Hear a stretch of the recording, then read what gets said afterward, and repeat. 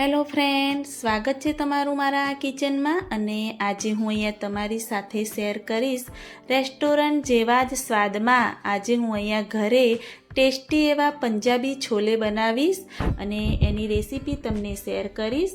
તો જો તમને મારો આ વિડીયો પસંદ આવે તો સ્કીપ કર્યા વગર એન્ડ સુધી જોતા રહેજો. અને મારી ચેનલમાં નવા હોય તો મારી ચેનલને સબસ્ક્રાઈબ કરવાનું ભૂલતા નહીં.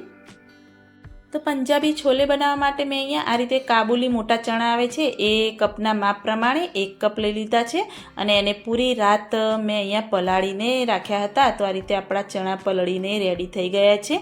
તો ચણાને આપણે હવે બાફી દેવાના છે. તો એક કુકર લઈ લઈશું, એમાં બધા જ ચણા એડ કરી દેવાના છે. એમાં 2 તમાલપત્ર, 2 થી 3 એલચી, 2 તજના ટુકડા અને 3 થી 4 લવિંગ અને 5 થી 6 કાળા મરી મેં લઈ લીધા છે. અને ચપટી હળદર એડ કરી દઈશું, અડધી ચમચી આપણે મીઠું એડ કરી દઈશું અને 2 કપ માપ પ્રમાણે આપણે પાણી એડ કરી દઈશું. અને ગેસ પર રાખી અને 3 થી 4 વિસલ આપણે કરી દેવાની છે. અને જ્યાં સુધી કુકરમાં ચણા બફાય ત્યાં સુધી આપણે જે પંજાબી છોલે બનાવવા માટે ગ્રેવી બનાવવાની છે એ રેડી કરી દઈશું. તો ગેસ ઓન કરી કઢાઈ રાખી થોડું એવું તેલ રાખી દીધું છે. અને અહીંયા મેં 2 મોટી ડુંગળી કટ કરીને રાખી હતી, એને આપણે પહેલાં સાતળી દઈશું. અને ડુંગળી આપણે જેટલી ગોલ્ડન બ્રાઉન વધારે થાય એ રીતે આપણે એને સાતળવાની છે. તો ડુંગળી પ્રોપર ગોલ્ડન બ્રાઉન થાય ત્યાં સુધી એને આપણે સાતળતા રહેવાનું. તો તમે જોઈ શકો છો કે આ રીતે ગોલ્ડન બ્રાઉન આપણી ડુંગળી પણ થઈ ગઈ છે. તો એને હું અહીંયા એક પ્લેટમાં નીકાળી દઈશ, ગેસની ફ્લેમ બંધ કરી દઈશું અને ડુંગળીને થોડી એવી આપણે ઠંડી થવા દઈશું. જ્યાં સુધી ડુંગળી ઠંડી થાય ત્યાં સુધી એક મિક્સર જાર લઈ અને એમાં હું અહીંયા 2 આદુના ટુકડા અને 10 થી 12 કળી લસણની અને થોડું કોથમીર, ફ્રેશ એવી કોથમીર લઈ અને એની સરસ એવી પેસ્ટ બનાવી અને હું અહીંયા રેડી કરી દઈશ. છોલેમાં એડ કરવા માટે ટામેટાની ગ્રેવી પણ આપણે બનાવવાની છે. તો મેં અહીંયા 4 થી 5 ટામેટા મોટા એવા કટ કરીને રાખ્યા હતા. તો એની પણ આપણે ગ્રેવી બનાવી અને રેડી કરી દઈશું. અને હવે આપણી ડુંગળી પણ ઠંડી થઈ ગઈ છે. તો ડુંગળીને પણ અંદર પાણી એડ કર્યા વગર કરકરી એવી પેસ્ટ બનાવી એની પણ હું અહીંયા રેડી કરી દઈશ. તો મેં અહીંયા ગેસ ઓન કરી કઢાઈ રાખી દીધી છે અને એ જ કઢાઈમાં મેં અહીંયા તેલ એડ કરી દીધું છે. તો જે ડુંગળી આપણે સાતળેલી હતી એ ફરીથી આપણે સાતળવાની છે. તો બધી જ ડુંગળી અંદર એડ કરી દઈશું. તો ડુંગળીને ફરીથી આપણે વધારે સાતળવાની નથી, 1 મિનિટ સુધી એવું સાતળી દઈશું. તો થોડી એવી ડુંગળી સંતળાઈ જાય એટલે આપણે અંદર જે લસણ, આદુ અને કોથમીરની પેસ્ટ બનાવી હતી એ અંદર એડ કરી દઈશું. અને ખાસ ધ્યાન રાખવું કે આપણે આમાં લીલા મરચાંનો ઉપયોગ નથી કરવાનો. તો આ રીતે પેસ્ટ એડ કરી સરસ એવું ફરીથી આપણે એને 1 મિનિટ સુધી સાતળવા દઈશું. જો તમે ધીમી ગેસની ફ્લેમ પર એક પછી એક આ રીતે મસાલા એડ કરી અને પ્રોપર એવા સાતળવા દેશો તો સરસ એવો આપણો છોલેનો ટેસ્ટ પણ આવશે અને મસાલા પ્રોપર એવા સંતળાશે તો આપણી જે છોલે છે એ સરસ એવા ટેસ્ટી બનશે.